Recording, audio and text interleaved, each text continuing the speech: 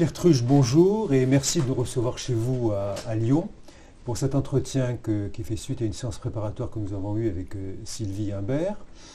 Alors commençons par vos origines familiales, vos racines familiales. On y retrouve la figure d'un père, ancien de 14-18, prisonnier en Allemagne. Vous êtes vous-même né en 1929, vous avez donc entre 10 et 15 ans pendant la Seconde Guerre mondiale. Vous connaissez la faim, la peur, vous êtes témoin de massacres gratuits opérés par les nazis dans les rues de Lyon. Alors peut-on dire que ce choc de la guerre fait naître en vous, comme d'ailleurs chez votre père, le refus de la violence, d'où qu'elle vienne, et qu'on verra plus tard dans votre analyse de la justice non violente?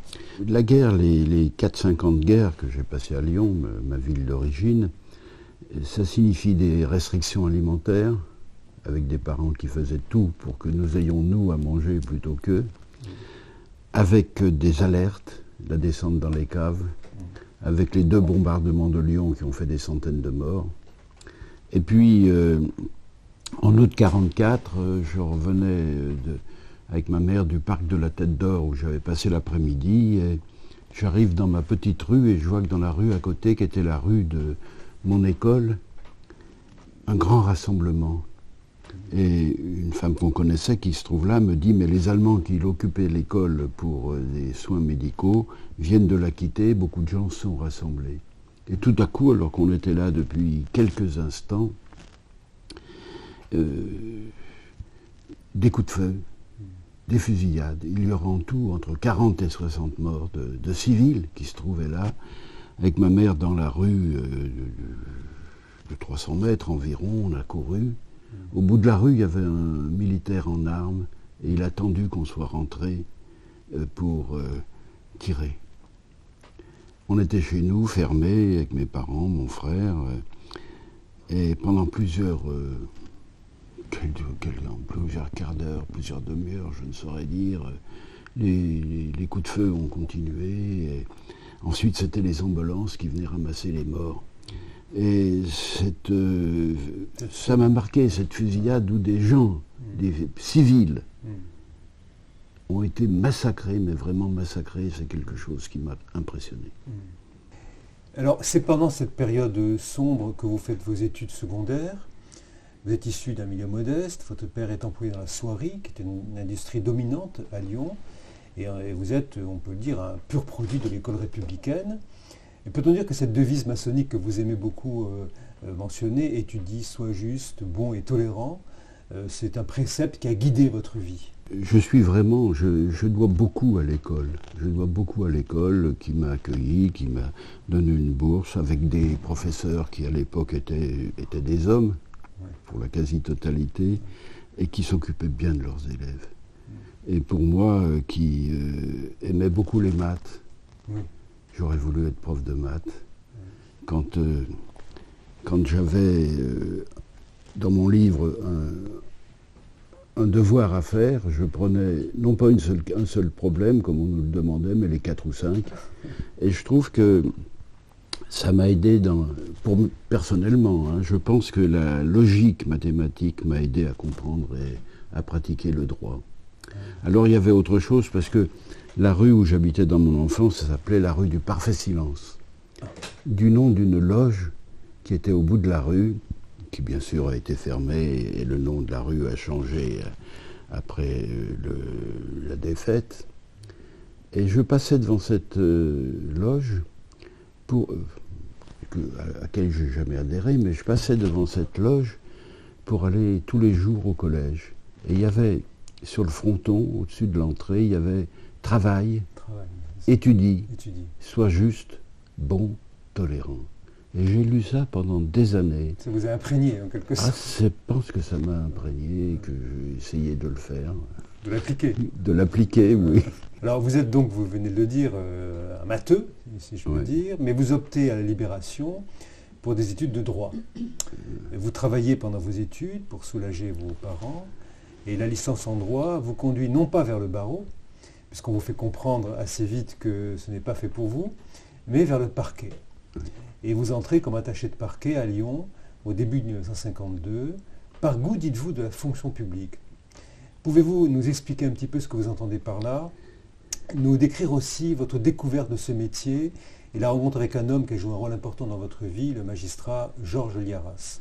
Je n'ai pas pu être prof de maths parce qu'il fallait faire des études et je ne pouvais pas demander à mes parents de faire ces études-là. Alors, je travaillais les après-midi chez un expert comptable et le matin, j'assistais aux cours.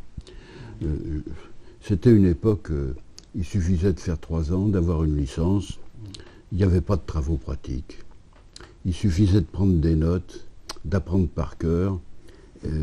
3 semaines avant l'examen, et on était sûr de s'en sortir, même avec des mentions, y compris des mentions très bien, une mention très bien en ce qui me concerne, et je travaillais. J'ai jamais envisagé d'aller au barreau. Je pense que pour moi, la fonction publique était quelque chose qui m'attirait. Puis, quand de toute façon, il fallait faire un stage au barreau. Quand le bâtonnier de l'époque, c'était la façon de considérer la profession d'avocat, me reçoit, il me fait comprendre, compte tenu de mes origines, n'étant ni fils d'avocat ni fils d'avoué, que je n'avais rien à faire au barreau et qu'il était très content que je m'inscrive au parquet. Alors j'arrive au parquet et pour la première fois, je découvre les codes. J'avais jamais ouvert ni un code ni un livre de droit pendant mes études. Et je découvre la justice. Stupéfiant quand même. Oui, c'était l'époque, mais ça, on pouvait... On apprenait le cours du professeur. On pouvait réussir comme ça, des professeurs. On réussissait très très bien comme ça.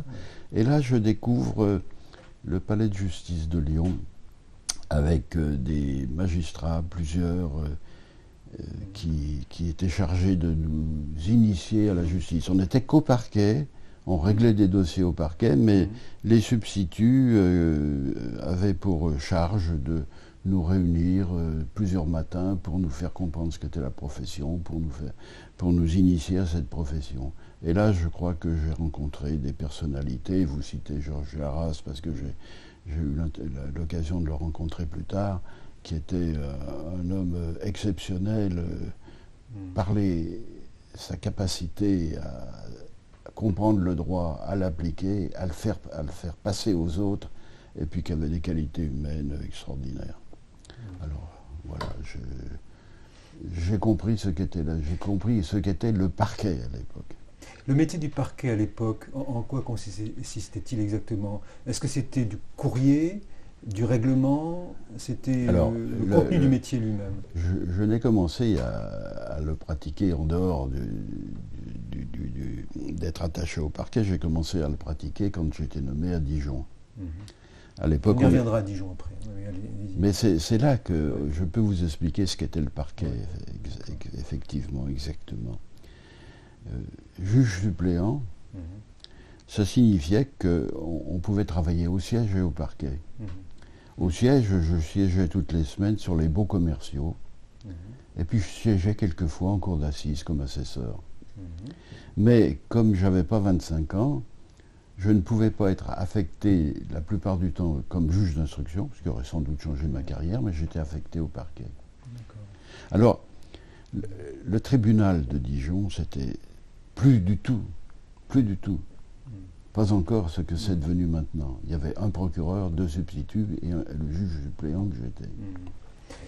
De quoi est-ce qu'on s'occupait? On s'occupait d'accidents de la circulation. Je vous rappelle qu'à l'époque, il y avait 18 000, 17 000 morts chaque année sur les routes. Tous les dossiers d'accidents mortels faisaient l'objet d'une instruction par un juge. Il y avait aussi les litiges familiaux, les pensions alimentaires qui n'étaient pas payées. Et puis, à Dijon, il y avait aussi une spécialité, c'était les fraudes sur le lait. Les éleveurs qui avaient recueilli leur lait, ils le livraient à une coopérative. Mais avant de le livrer, ils le mouillaient avec de l'eau pour avoir un plus grand volume. Et ça, nous avions plusieurs fois par mois des poursuites. Restons un peu sur l'après-guerre. J'aimerais que vous nous parliez un peu de cette vie à Lyon dans l'après-guerre, cette explosion culturelle, votre découverte de la culture avec les grandes expositions, les films d'avant-garde, le théâtre, Louis Jouvet, Jean-Louis Barrault, votre rencontre avec Roger Planchon, le metteur en scène. Je pense qu'on ne peut pas faire dans la vie qu'une seule chose. Le droit, très bien. Le faire le mieux possible, le mieux qu'on peut. Mais s'ouvrir à autre chose, à sa famille d'abord, hein, à sa famille, son épouse, ses enfants, et puis aussi à d'autres personnes qui ont une autre vision du monde et qui peuvent vous apporter quelque chose. Revenons brièvement à votre premier poste à Dijon. Vous êtes substitut à Dijon entre 54 et 57. Et vous venez d'en parler à l'instant, vous avez évoqué ce contentieux finalement assez réduit. Oui. Et quand vous en parlez également de cette période-là, on a le sentiment que vous privilégiez la dimension intellectuelle, que vous évoquez notamment à cette époque la rencontre avec un pacifiste comme Lanza del Vasto, ou un humaniste comme Louis Massignon, qui à l'époque avait milité contre la torture en Algérie. Vous avez autour de 25 ans à l'époque, et la justice est votre première préoccupation, n'est pas votre seule préoccupation. Est-ce que vous pouvez nous décrire votre état d'esprit à cette époque-là? Écoutez, j'ai bien connu Lanza del Vasto, qui était un homme d'une grande hauteur de vue, et je l'ai fréquenté parce qu'il avait vécu longtemps avec Gandhi. Et que je pensais, et je pense toujours, que dans les solutions, la non-violence peut apporter beaucoup. C'est pour ça que j'ai beaucoup appris de Lanza. Et quant à Massignon, qui était un spécialiste de l'islam, très très connu, je l'ai rencontré à Dijon au moment de la guerre d'Algérie, où lui-même était inquiet de ce qui pouvait lui arriver. Et c'était l'occasion de parler de ce qui arrivait en justice, mais de connaître ce qu'était l'islam, d'apprendre un peu ce qu'était l'islam, ce qui est une culture importante. Et au cours de ce premier poste, vous évoquez une rencontre avec le procureur de Dijon. Ah, oui. Et vous nous aviez dit, c'est un bourguignon, un vieux bourguignon qui vivait seul, sa femme était hospitalisée à l'asile, un homme que tous adoraient, mais qui ne faisait jamais de feu chez lui en hiver. Que signifie pour vous ce souvenir si vous voulez, il était déjà âgé, pas loin de la retraite, et c'était comme un père pour nous, qui était particulièrement bienveillant, toujours disponible, à qui on pouvait parler des problèmes qu'on avait, à qui on demandait des conseils. C'est important, c'est important, à Lyon comme à Dijon, et ailleurs aussi. J'ai rencontré des hommes et des femmes auxquels je dois beaucoup. Et c'en était un. Mais les deux autres substituts qui étaient là aussi, nous avions les meilleures relations qui soient. Ce qui veut dire qu'un chef, pour vous, un chef de parquet, doit avoir une figure paternelle pour exercer son rôle pleinement. On irait jusqu'à...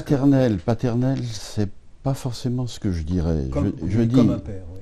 Je dis que un chef de parquet, on aura peut-être l'occasion d'en parler, un chef de parquet, c'est un chef, mais que, avant de décider, parce qu'il est responsable, il doit obligatoirement considérer qu'il vit dans un parquet, c'est-à-dire dans une communauté, et s'entretenir avec ceux qui sont aussi saisis du dossier.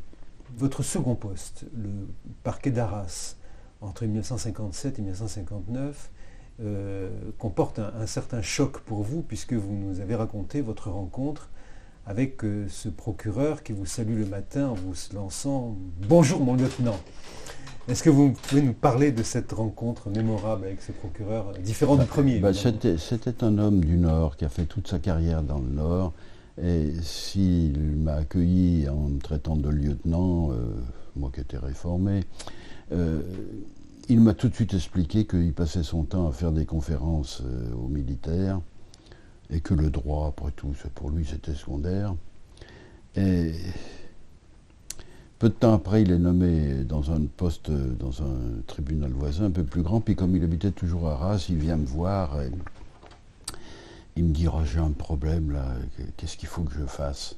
Alors, j'ouvre un bouquin, je lui dis « Ben voilà, vous avez la réponse ici, le parquet peut commettre un expert pour avoir des renseignements. » Ah, il me dit « Ça, c'est intéressant. Qu'est-ce que c'est que ce bouquin ?» C'était le code de procédure pénale paru depuis plusieurs mois. Je ne l'avais jamais ouvert. On était en 1959. Oui. Non, mais c'était, si vous voulez, à Arras, c'est la seule fonction que j'ai demandé à quitter parce que j'avais 2 enfants à l'époque et nous n'avons pu sortir d'Arras. Nous ne sortions pas. J'étais de service tous les dimanches, etc. première expérience lourde au niveau des permanences notamment. Oui, mais enfin bon. Alors, après un bref retour à Dijon, entre 1959 et 1961, vous regagnez le parquet de Lyon, où vous serez substitut entre 1961 et 1969, premier substitut de 69 à 73, puis procureur adjoint jusqu'en 1974, soit près de 13 ans, où vous tournez dans toutes les sections du parquet. Et là encore, des rencontres importantes ont lieu pour vous. D'abord, il y a une figure majeure, Émile Blaès, qui était à l'époque procureur à Lyon, alsacien, qui avait refusé d'être incorporé, ancien déporté. Alors, qu'apprenez-vous au contact de ces hommes-là? Est-ce que vous pouvez nous préciser le rôle de Fernand Davnas également, à vos côtés? À un moment donné, le parquet de Lyon a été à la pointe de ce que doit être un parquet. Fernand Davnas, pendant l'occupation, était procureur dans un petit tribunal de l'Ain, Nantua. Il avait été révoqué parce qu'il était membre du maquis de l'Ain. C'est donc un véritable résistant. Quant à Blaès, comme vous l'avez dit, qui lui était procureur, il a été déporté à Neuengamme. Et on avait une ambiance extraordinaire, ce que doit être un parquet. Pour la première fois en France, Davnas réunissait tous les membres du parquet, une fois tous les trimestres, je crois, y compris le dernier arrivé. Et tout le monde avait la parole.